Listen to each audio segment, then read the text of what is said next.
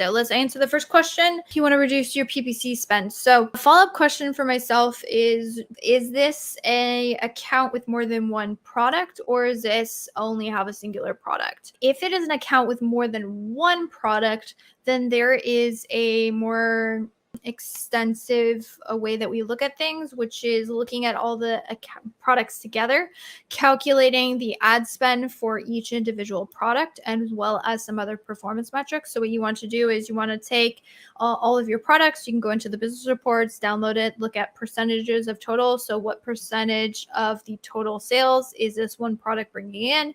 And then you want to look at this ad spend and say what percentage of the total ad spend is this one product bringing in?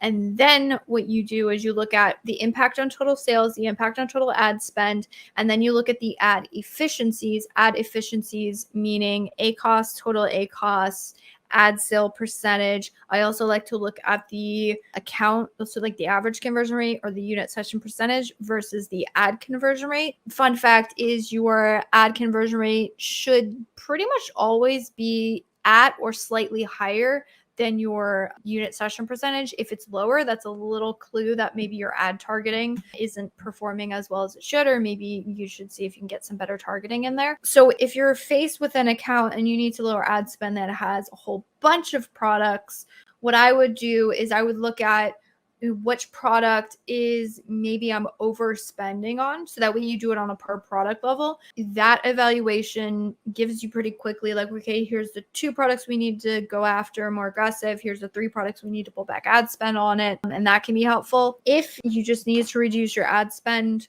on a singular product, then it's just looking at what doesn't work. So I would start at the bottom. Where do I have clicks but no sales? And I would just do that.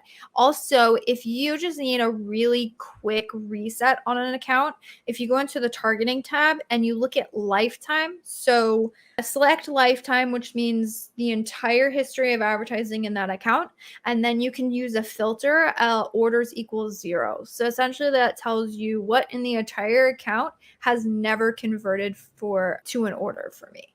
And that's a great way just to like slash all the bottom stuff that's going on that's never converted whatsoever. So you can get rid of that.